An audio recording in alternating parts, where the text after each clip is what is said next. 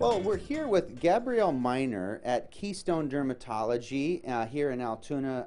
Gabrielle, I'm here honestly because I got some poison ivy, and I'm like, I bet people don't always know what they need to do when they get poison ivy. Do you guys see people here with that? We do quite frequently, especially this time of the year when people are outside more and things like that. So I don't know where I got it. I must have touched either it'd be poison ivy, poison oak, poison sumac, and I don't know. Do you know the difference when you see it, or does it all kind of look similar when you get the rash? I'd say it all looks similar when you get the rash, and it's hard to pinpoint exactly what plant could have caused it. The type of rash and the presentation is typically the same. So when someone comes in, usually, like for me, I knew something was happening, and then how quickly should someone act about getting something done about it? Poison ivy is a type of an allergic contact dermatitis, and the way it works is coming in contact with the oil. So you may come in contact but not have a rash present until about 12 to 72 hours after. So a lot of times people don't even realize that they have the rash or can pinpoint where they came in contact with it. Well, I know it probably depends how much of it you have. If you have a ton, you're probably going to need some medical help. And there are initial at-home treatments that you can do. Of course, we recommend initially washing the area, avoid scratching, remove your clothing, wash your clothing, things like that. Over-the-counter treatments such as the calamine lotion, hydrocortisone over-the-counter can help control the itch.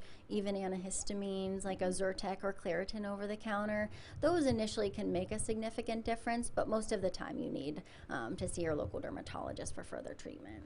Is there a mistake that people tend to make commonly that you might advise people against? Sometimes people try Clorox or bleach on the area. That's like an old wives' tale, so we typically try to tell people to avoid that, avoid putting anything irritating on the area. So how do I know if I need to come in to see a doctor?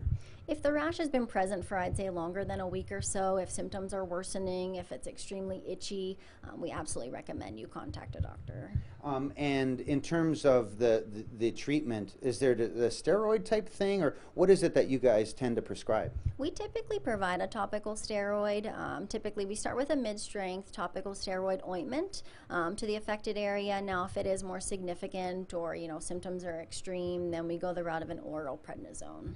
Now, do people have different reactions to it too? I don't know if I've always heard that it takes some time for your body to start reacting to poison ivy, and then you'll get it all the time. Yeah, and absolutely. Most people do develop the rash. I'd say 85 to 90% of people that come in contact with it do present with a rash. Some people do not, depending on sensitivity and things like that. Now, can it be dangerous at all? Can it scar your skin? Absolutely, any type of rash like that, if it's significant enough, it can leave scarring. If you had, trouble breathing or you had significant swelling, we'd say absolutely present to your, local emergency room for further care and things like that. And in terms of and that's like you mentioned, actually if you're burning it, I've heard of people being able to breathe it, and that can be pretty serious. Absolutely. So it can be direct contact, indirect contact, or even airborne. So there are multiple ways to contact the poison ivy. Now, I've heard of this Tech-Nu. I tried it myself. I sprayed someone on. It really worked well. Any thoughts on some of those? How do you know? Sometimes you're looking at the counter at the pharmacy, and you don't know if something really would work or not. It's hard to say. If it's an over-the-counter anti-itch cream, things like that, like the calamine lotion, I'd say it's worth a shot.